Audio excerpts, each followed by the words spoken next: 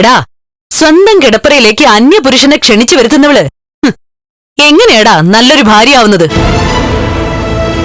ഞാൻ ആരെയും ക്ഷണിച്ചു വരുത്തിയില്ലെന്ന് പറഞ്ഞില്ലേ? പിന്നെ എങ്ങനെയാടി ഇന്നലെ രാത്രി നിന്റെ മുറിക്കകത്ത് ഒരുത്തം കയറിയത്? അതിന് വ്യക്തമായ മറുപടി എന്റെ പക്കലുണ്ട്. എന്ത് മറുപടി? അതിപ്പോ പറയാം.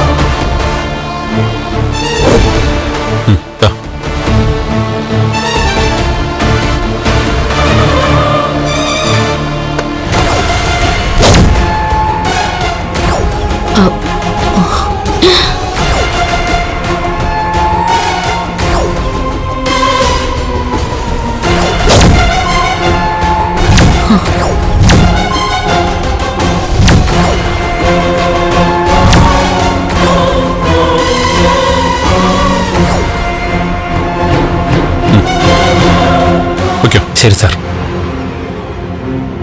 മഹാലക്ഷ്മിയുടെ ജാതകം ഞാൻ നന്നായി പരിശോധിച്ചിരുന്നു. അന്ന് ജ്യോത്സ്യൻ പറഞ്ഞത് ലഗ്നാധിപൻ ശുക്രനാണെന്ന. ശുക്രന് ഡയമണ്ട് ആണ് പ്രിയപ്പെട്ട രത്നം.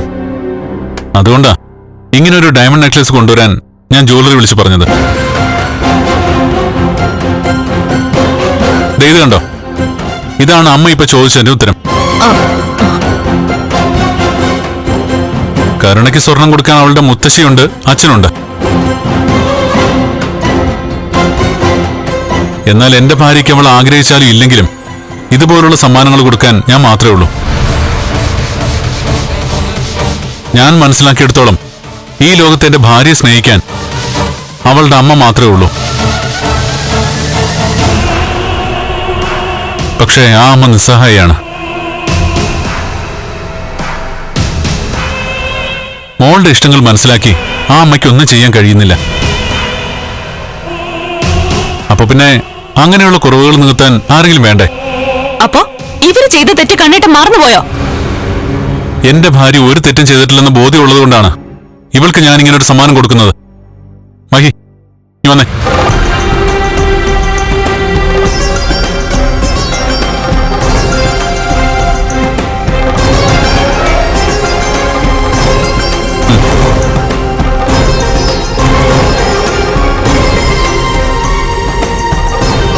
എന്തിനും മടിച്ചിരിക്കുന്നേ?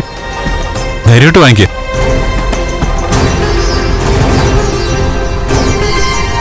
പിടിക്കടോ. ദാ.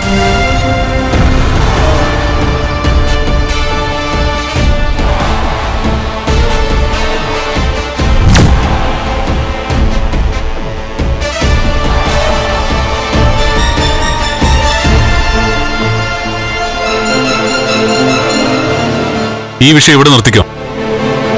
ഇനി ഇതേപ്പറ്റി ഈ വീടിനകത്തൊരു ചർച്ച വേണ്ട. പിന്നെ ഇന്നലെ ഞങ്ങളുടെ കിടപ്പുമുറിയിൽ ഒരുത്തം കയറിയത് നിങ്ങൾക്കൊക്കെ ആക്ഷേപം ആയെങ്കിൽ നിങ്ങൾക്ക് എന്ത് വേണേ ചെയ്യാം.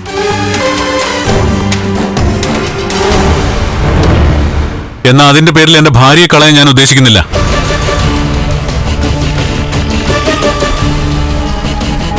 കരുണേ, നിന്റെ വീട്ടിൽ വെച്ച് നീ ഒരു പക്ഷേ മഹിയെ അടിമയാക്കിയിട്ടുണ്ടാവാം.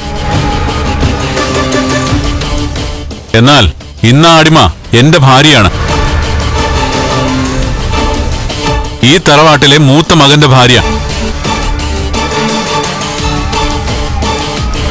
അതിന്റെ ഒരു ബഹുമാനം നീ എപ്പോഴും എന്റെ ഭാര്യയ്ക്ക് കൊടുക്കണം.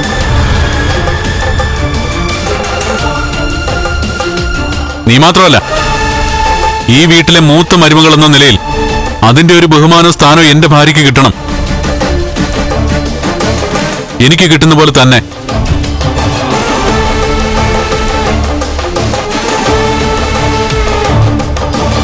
ഒരു കാര്യം എല്ലാവരും മനസ്സിലാക്കിക്കോ.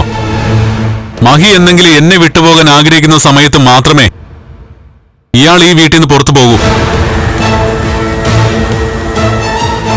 അല്ലെങ്കിൽ എന്നെ വിട്ടുപോകൂ.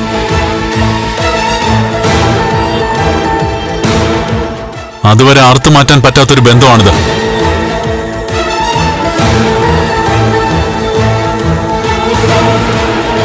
അതെല്ലാവരും മനസ്സിനകത്ത് ഇപ്പോഴേ കുറിച്ചിട്ടോ.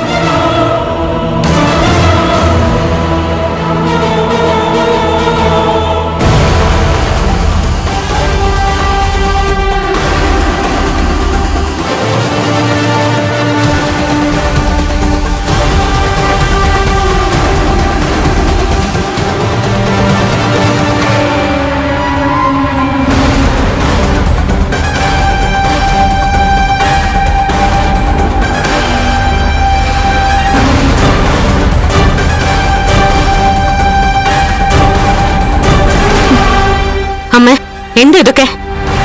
അയാൾക്ക് മുകളിൽ സംസാരിക്കാൻ അമ്മയ്ക്ക് പോലും പറ്റില്ലേ? പറ്റുമോളെ. പിന്നെ അവന്റെ അവസ്ഥ കണ്ടില്ലേ? അവന്റെ അച്ഛൻ മരിക്കുന്നതിന് മുമ്പ് പറഞ്ഞതാ, ആരുടെ കണ്ണ് നിറഞ്ഞാലും അവന്റെ കണ്ണ് നിറയരുതെന്ന്. അതുകൊണ്ടാ മോളെ എല്ലാം കേട്ടിങ്ങനെ പഞ്ചപുച്ഛം അടക്കി നിൽക്കുന്നത്. എന്നാ ഇതൊന്നും എനിക്ക് സഹിക്കാൻ പറ്റുന്നില്ല. കരുണേ, ഞങ്ങളുടെ ഈ സമ്പത്തിലെല്ലാം ഞങ്ങൾക്ക് എല്ലാവർക്കും തുല്യ അവകാശമാണ്. അതുകൊണ്ട് ഏട്ടനെ ഒഴിവാക്കിയിട്ട് ഞങ്ങൾക്ക് മാത്രം തീരുമാനം എടുക്കാൻ പറ്റില്ല. അതെ മോളെ. അതുകൊണ്ട് ദേ നമ്മൾ ചിലതൊക്കെ കണ്ടില്ലാന്ന് നടിച്ചു നിൽക്കുന്നതാ നല്ലത്. വീടിനകത്ത് ഒരുത്തിയുടെ ജാരം കേറുമ്പോ ഇതുപോലെ കോംപ്രമൈസ് ചെയ്യുന്ന ഒരു കുടുംബത്തെ ഞാൻ കണ്ടിട്ടില്ല. ഇത് വലിയ മോശമായി പോയി.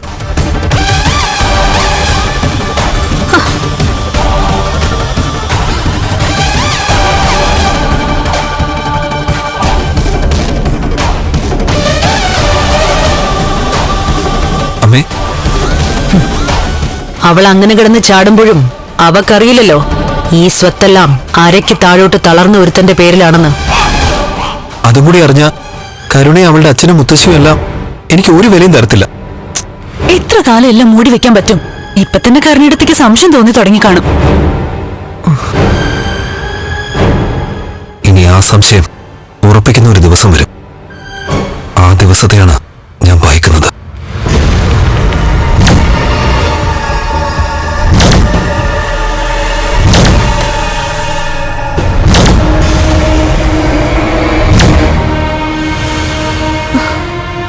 ഇത്രയും നേരം വലിയൊരു ഭാരം ഉള്ളിൽ വെച്ചോണ്ട് നടക്കായിരുന്നില്ലേ? ഇനിയൊന്ന് മനസ്സോർന്ന് സന്തോഷിക്കടോ.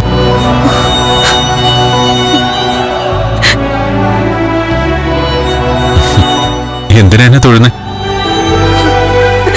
കല്യാണം കഴിഞ്ഞതിന്റെ പിറ്റേ ദിവസം തന്നെ കാമുകനെ മുറിക്കകത്ത് വിളിച്ചു കയറ്റാനും മാത്രം താണ മനസ്സിന്റെ ഉടമയാണ് എന്റെ ഭാര്യയെന്ന് ചിന്തിക്കുന്ന ഒരാളല്ല ഞാൻ. ഞാൻ തന്നോട് പറഞ്ഞല്ലോ, എന്റെ അരയ്ക്ക് താഴോട്ട് തളർന്നിട്ടുള്ളൂ. തലച്ചോറിൽ ഒരു തളർച്ചയും സംഭവിച്ചിട്ടില്ല. അതുകൊണ്ടാണ് കമലേശ്വർ എന്ന പേരിൽ തുടങ്ങിയിട്ടുള്ള എല്ലാ ബിസിനസ്സുകളും മെച്ചപ്പെട്ട രീതിയിൽ മുന്നോട്ട് പോയിക്കൊണ്ടിരിക്കുന്നത്. അങ്ങനെയുള്ള എന്നെ പറ്റിക്കാൻ ആരും കരുതണ്ട. എന്റെ ഭാര്യയുടെ സങ്കടങ്ങൾ കഴിഞ്ഞ കുറേ മണിക്കൂറുകളായി കണ്ടുകൊണ്ടിരിക്കുകയായിരുന്നു ഞാൻ. ഇന്നലെ രാത്രി മുതൽ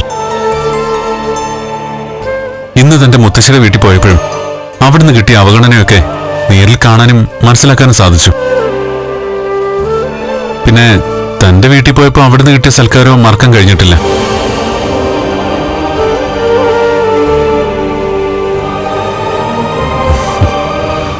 അത്രയും കരഞ്ഞെന്റെ ഭാര്യയ്ക്ക്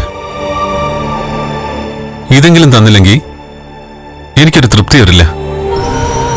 ഇത് കാണാൻ വേണ്ടി കൊണ്ടുവന്നല്ല, താനിത് കഴുത്തിലണിയണം. ഇതിന്റെ ഒന്നും ആവശ്യമില്ലായിരുന്നു കണ്ണേട്ടാ. എന്താ ആവശ്യമില്ലാത്ത?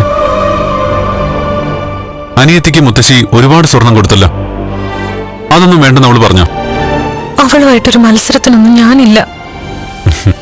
ഇത് മത്സരമൊന്നുമല്ല. കഴിഞ്ഞ കുറേ നാളുകളായി അനിയത്തിക്കും അവളുടെ അച്ഛനും മുത്തശ്ശിക്കും മുന്നില് അടിമയെ പോലെ കഴിഞ്ഞ തനിക്ക് ഞാൻ നൽകുന്ന സമ്മാനമാണ്. ഇനിയും ഇതുപോലുള്ള വൃത്തികെട്ട കളികൾ ആര് കളിച്ചാലും അതിന് ഞാൻ അവർക്ക് തിരിച്ചടി കൊടുക്കുന്നത് ഇങ്ങനെയായിരിക്കും. കരയാൻ വേണ്ടിയിട്ടല്ല തന്നെ ഞാൻ ഇങ്ങോട്ട് കൂട്ടിക്കൊണ്ടുവന്നത്. വലിയൊരു പോരായ്മ എനിക്കുണ്ട്. അതിന്റെ പേരിൽ ഒളിഞ്ഞും തെളിഞ്ഞും തന്നെ കളിയാക്കുന്നവരും തന്നോട് സഹതപിക്കുന്നവരും ഒരുപാടാ. അതിനൊപ്പം ഇല്ലാത്ത കഥകളും ഉണ്ടാക്കി മനഃപൂർവ്വം തനിക്ക് കൊളുത്തിപ്പിടിക്കുന്ന വേദന തരുന്നവരില്ലേ, അവരുടെ മുഖത്തടിക്കാൻ ഞാൻ തന്നെ സ്നേഹം സ്വർണം കൊണ്ട് മൂടും. ഇതൊന്നണിഞ്ഞ സുന്ദരി അവിടെ ഇപ്പൊ തന്നെ വേണോ? വേണം. ഇവിടെയുള്ള എല്ലാവരും അത് കാണണം. പ്രത്യേകിച്ച് കരുണയില്ലാത്ത കരുണ എന്ന തന്റെ അനിയത്തി. അവളെ അങ്ങനെ വേദനിപ്പിക്കണോ? മഹി, ഇത്തരം സംസാരങ്ങളൊന്നും വേണ്ട. ഭർത്താവിന്റെ മുമ്പിൽ പഞ്ചവച്ചു അടക്കി നിൽക്കുന്ന പെണ്ണിന്റെ കാലമല്ല ഇത്. മഷിയിട്ട് നോക്കിയാലും അങ്ങനെയുള്ള പെൺകുട്ടികളെ കണ്ടെത്താൻ പറ്റില്ല. അവിടെ താൻ അവർക്കൊരു അപവാദമാവണ്ട. അതുകൊണ്ട് ഞാൻ പറഞ്ഞ അനുസരിക്ക്. ശരി.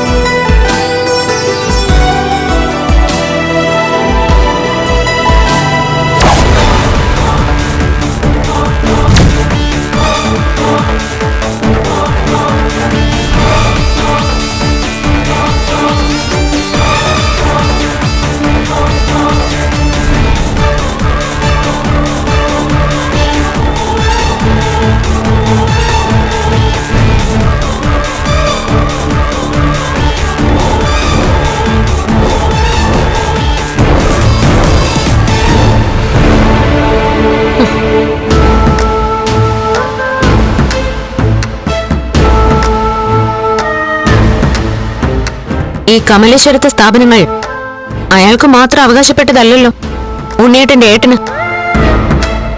അതില് ഉണ്ണിയേട്ടനും തുല്യ ഷെയർ ഉള്ളതല്ലേ. അങ്ങനെയുള്ളപ്പോ അയാൾ അയാളുടെ ഇഷ്ടത്തിന് ഓരോന്നും ചെയ്താലോ? വഴി തെറ്റി നടക്കുന്നവക്ക് പാരിതോഷികം, എടുപ്പത് പൊന്നും പണമായിട്ട് വന്നവക്ക് കാലണയുടെ ഗിഫ്റ്റ് പോലും എന്റെ ഭർത്താവ് തന്നിട്ടില്ല. നിനക്കൊരുപാടുണ്ടല്ലോ കരണേ. എന്താ അവക്കില്ലേ?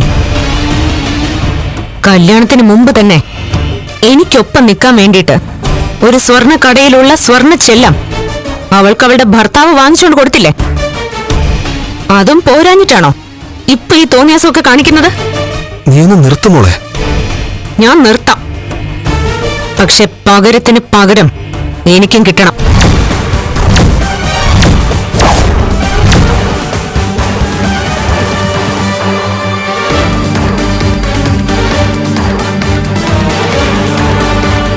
എനിക്കും സ്വർണം വേണോന്നാ പറഞ്ഞത്.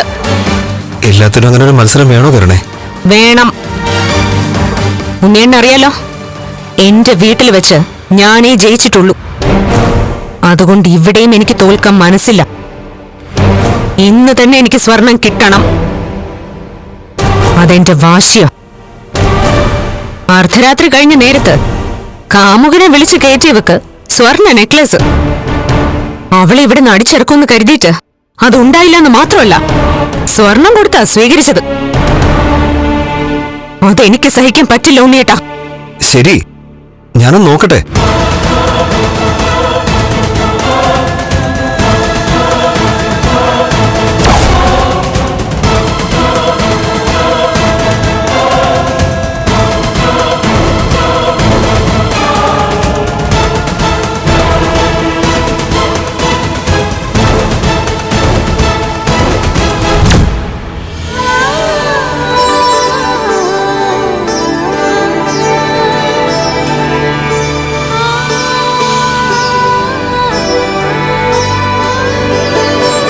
എന്താ ഇങ്ങനെ നോക്കുന്നേ? ഇന്നത്തെ ഈ പോസ് ഇനി കിട്ടണമെന്നില്ല. അതുകൊണ്ടത് ക്യാമറ പകർത്തിയേക്കാം.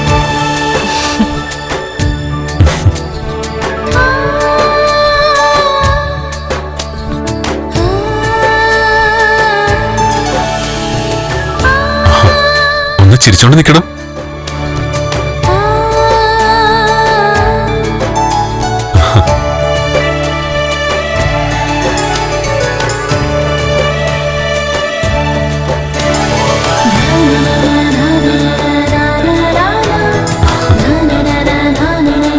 ചേർന്നിക്ക്. വാ.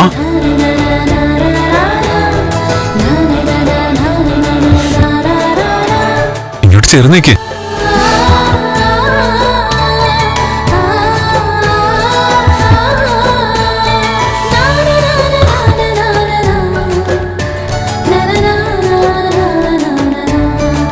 ഒന്നങ്ങോട്ട് വന്നേ. നിക്ക്.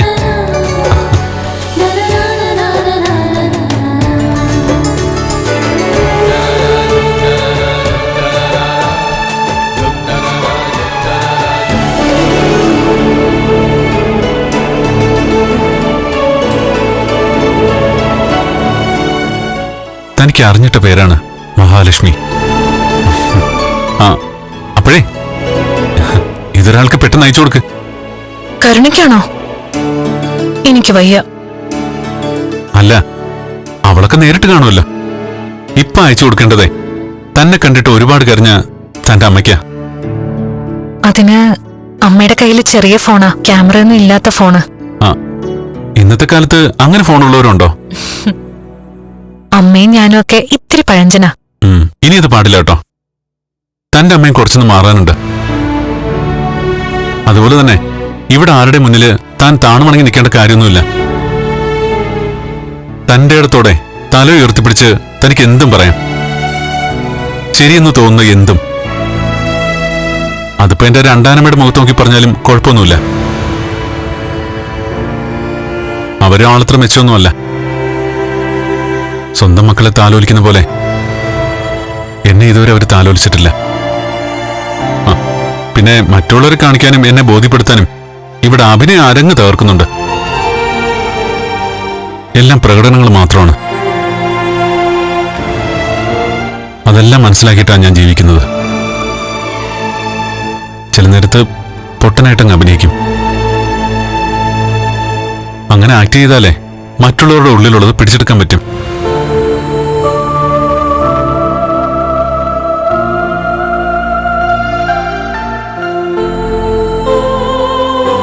ഈ ഫോട്ടോ കാണുമ്പോഴാ എന്റെ നെഞ്ചെടുപ്പ് കൂടുന്നത്.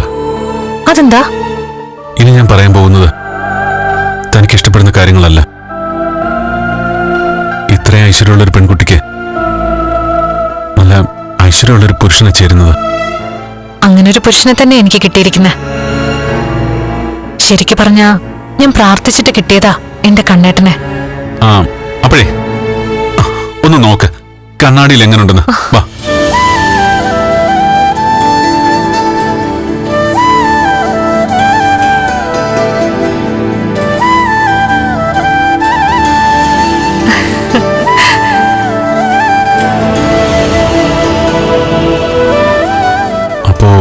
ഇയാളുടെ അമ്മയുടെ ഫോൺ ചെറിയ ഫോണാണ്. എന്റെ അമ്മായിമ്മ എന്റെ ഭാര്യയെ പോലെ തന്നെ എവിടെയും ചെറുതാകാൻ പാടില്ല.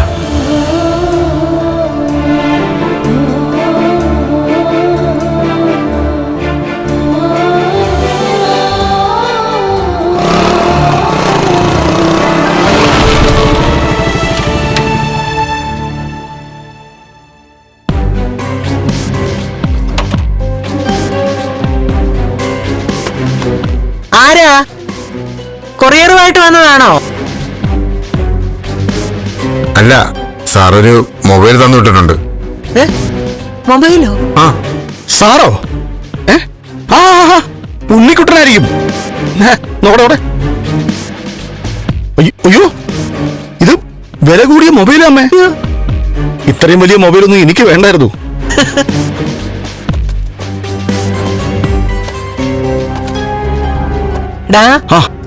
ഉണ്ണിമോൻ സ്നേഹത്തോടെ മേടിച്ചു കൊടുത്തു വിട്ടതാ. അതിപ്പോ കുറഞ്ഞ മൊബൈലായാലും കൂടിയ മൊബൈലായാലും വേണ്ടെന്ന് പറയരുത്. അതെ, ഈ മൊബൈല് കണ്ണൻ സാറാ തന്നുവിട്ടത്. ഇതോ? എടാ മോനെ, വഴിതെറ്റി നടന്നവളായിട്ടും നല്ല നിലയിലല്ലേ നീ അവളെ നോക്കിയതും അവനൊപ്പം പറഞ്ഞു വിട്ടതും. അതിനവൻ നിനക്ക് തന്ന പാരിതോഷികമാടാ. ഓ, ഇത് മേഡത്തിന്റെ അമ്മയ്ക്ക് കൊടുക്കാനാ പറഞ്ഞത്. മേഡത്തിന്റെ അമ്മയ്ക്കോ? ഏത് മേഡത്തിന്റെ? കണ്ണൻ സാറിന്റെ അമ്മായിയമ്മയ്ക്കെന്നാ പറഞ്ഞത്. അമ്മായിയമ്മയോ? അതാര്? അപ്പോ ഈ മേഡത്തിനായിരിക്കുമല്ലോ.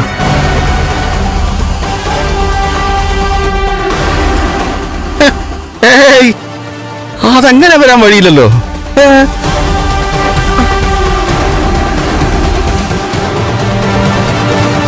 അതെ, 8620629835. ഇതാരാ നമ്പരാ?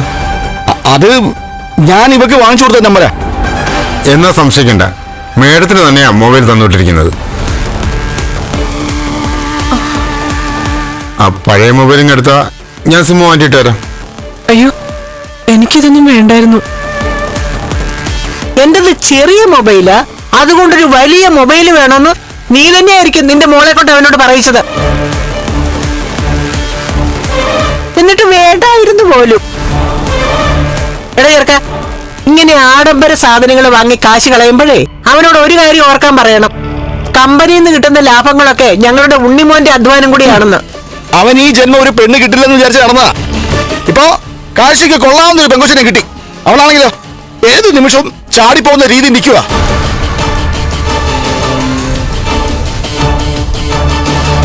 ഫ്ലവേഴ്സ് സ്മാർട്ട് ഷോ ശനി ഞായർ ദിവസങ്ങളിൽ രാത്രി 9:30 ഫ്ലവേഴ്സിൽ.